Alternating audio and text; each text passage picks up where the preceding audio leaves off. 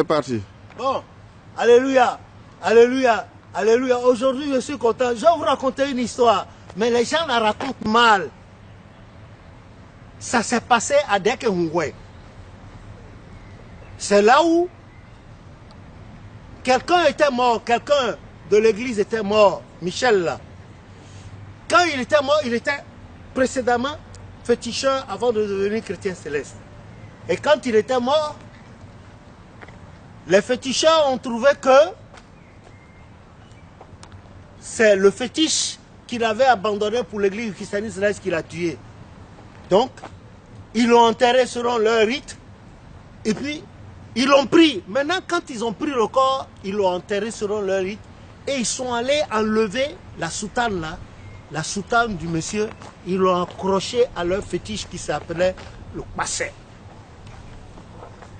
Ils l'ont accroché au passé. Ah. Donc, les gens de la localité, nos frères de la localité qui venaient de connaître l'église, ils ne savaient que faire. C'était un défi. Et ce fétiche-là, c'est un fétiche qui ne pardonnait pas du tout. Ça ne pardonne pas. Ça ne, vous savez, l'Afrique de l'obscurantisme. L'Afrique de l'obscurantisme. L'Afrique de l'obscurantisme. Alors, donc, qu'est-ce qui s'est passé? Ils avaient peur. Ils avaient la nouvelle foi, mais ils ne savaient pas qu'est-ce qu'il fallait faire. Donc, ils se sont rendus à Porto-Novo. Le prophète Oshofa avait déjà quitté la maison familiale du carré 30, maison Balogun, la grande maison familiale. Et il avait déjà emménagé dans sa maison d'Avier. Là où j'ai emmené des gens la dernière fois. C'est de là qu'il est parti au Nigeria sur Révélation spirituelle le mercredi 7 janvier 1976. Donc, voilà comment ça a été fait.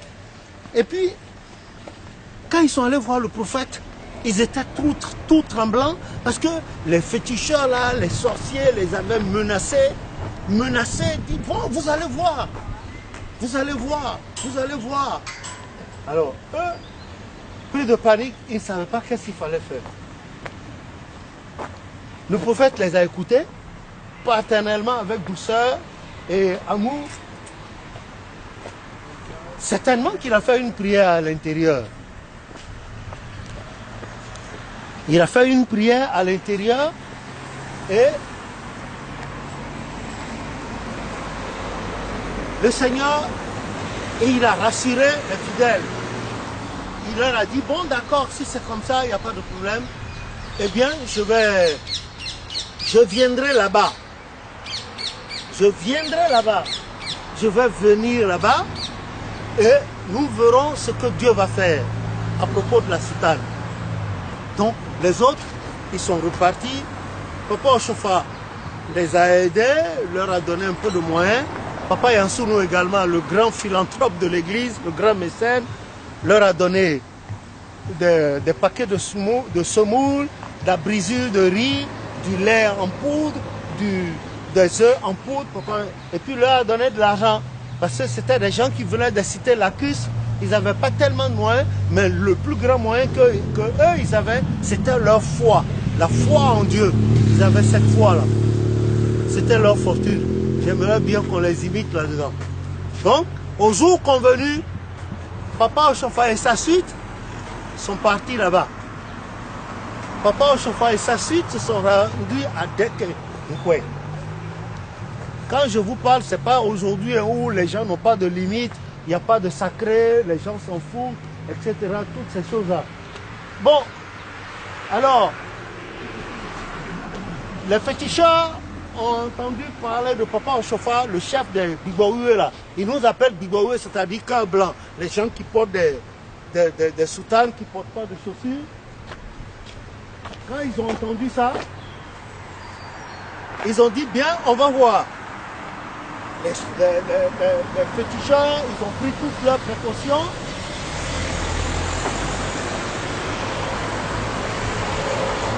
Ils ont pris toutes leurs précautions. Les nôtres également. Et c'était le Arwangbahu. Le Arwangbahu là, c'est le tam-tam de la guerre à Hwangba, c'est-à-dire le tam-tam qui combat, le tam-tam qui combat la guerre, qui détruit la guerre et qui donne la victoire. En effet, au départ, ce tam-tam s'appelait le Dahun Dan. En Gung veut dire le serpent. Le Dahun Dan. En Gung, ça veut dire le serpent. Hun, ça peut dire voiture, pirogue, ça pouvait dire aussi tam-tam. Non, nous prenons le sens du tam-tam. Et c'est comme cela que, effectivement, ce tam-tam-là, quand on le joue quelque part, ce n'est pas sa forme moderne là. Hein. Non, non, non, non, non. Ce n'est pas sa forme moderne. Ah, pas du tout. Ce n'est pas sa forme moderne, mais sa forme traditionnelle où les tam-tams étaient carrés et on jouait comme ça. J'ai expliqué ça dans le livre de chant. Le livre de chant de l'église, je l'ai expliqué là-dedans. J'ai expliqué un peu comment ça se passe. C'est là-dedans. On le mettait là et on jouait avec du bois. Hein, il y avait des cales dedans pour tendre bien le cuir pour avoir les sons qu'on voulait. Voilà comment ça se passait. Et alors,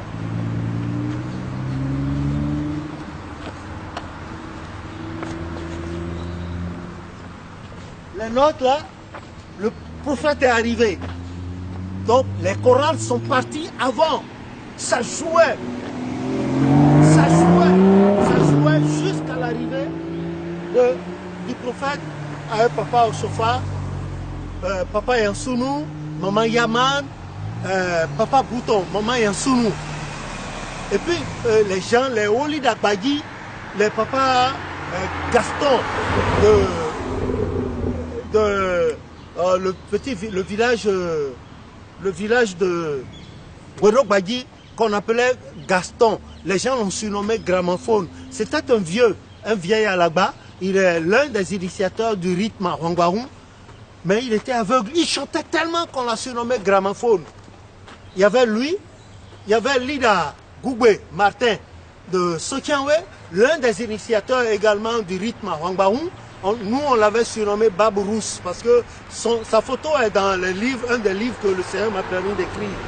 Ils sont arrivés, plus le vieux Léon Adossou, l'un des 7 pêcheurs qui ont emmené l'église au Nigeria à Makoko. Alors, ça dansait quand le prophète est arrivé avec sa suite et des cris d'Alléluia ont fusé à gauche, à droite avec des polis à Zéton. À Zéton, c'est le sorcier. Poli, c'est une manière de dire je vous emmerde, je t'emmerde, sorcier. Et les gens chantaient, ça dansait. Et puis les féticheurs aussi, ils attendaient pour voir comment le prophète Osofa pourrait enjamber le filon d'eau. Le filon d'eau qui passait là, pouvait l'enjamber et puis aller arracher la soutane du dauphin là, du fétiche. Ils étaient là-dessus quand on a vu quelques instants après, on a juste vu papa Osofa. On l'a retrouvé avec la soutane en main. La soutane en main. Mais personne ne peut expliquer le temps qu'il a fait pour enjamber le filon d'eau là et aller sur le fétiche et prendre. Personne ne l'a vu, tendre la main seulement, on l'a retrouvé ici là, avec la soutane en main. Voilà la soutane du dauphin là en main. Voilà comment ça s'est passé. Mais quand les gens veulent raconter aujourd'hui, ils donnent une autre version de la chose. Donc, moi, je n'étais pas là, mais ma maman a insisté, a dit voilà comment ça se passe. Et puis Ditino, la maman de notre sœur Edith, elle y était. Ditino, Christine Bono Osofa, elle y était. Et elle est originaire de ces environs-là. Elle y était, elle dit que personne n'a vu quand papa Osofa a enjambé le filon d'eau et a arraché. On a retrouvé papa Osofa ici à sa place avec la soutane. Et les notes de l'église du christianisme céleste ont crié Alléluia, Alléluia, Alléluia. Et puis ils ont entendu un chant. Malheureusement, le temps a passé. Moi aussi j'ai oublié le chant. Je ne peux pas le chanter correctement. Mais si je le chante un peu, ceux qui maîtrisent ce chant-là encore, comme c'est un chant de résistance, ils pourront l'entonner.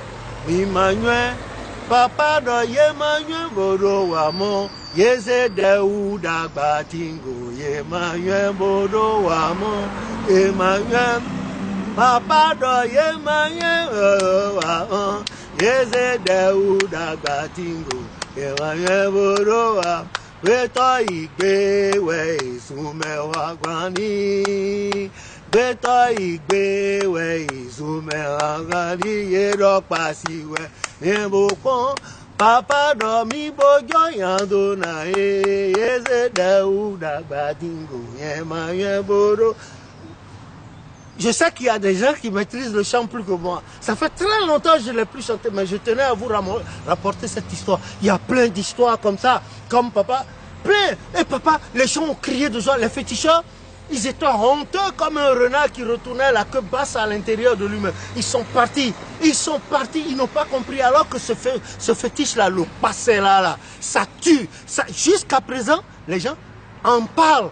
Ceux qui ont appris l'histoire en parlent encore. Mais seulement, il paraît qu'à ce jour-là, c'est devenu une place du marché ou bien une école primaire.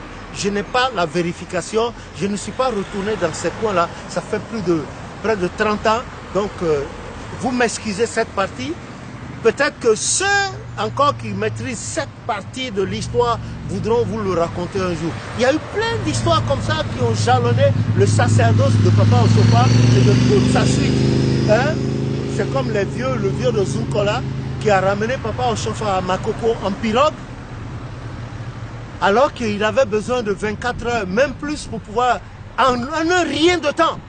Ils sont partis de la cité Lacus et en un rien de temps, ils se sont retrouvés à Makoko là-bas. Et quand le vieux est arrivé, il s'est dit, ah, mais est-ce que le prophète n'a pas marché sur l'eau comme Jésus-Christ l'a fait? Que le nom de l'Éternel soit béni.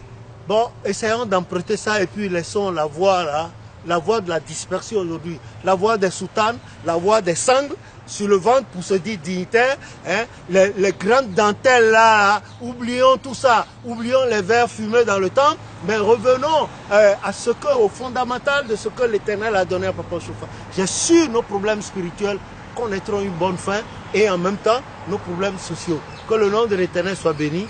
Je crois la prochaine fois, si Dieu le veut, je vais vous sortir encore d'autres histoires du genre. Que le nom de l'Éternel soit béni. Au nom de Jésus notre Sauveur. Amen.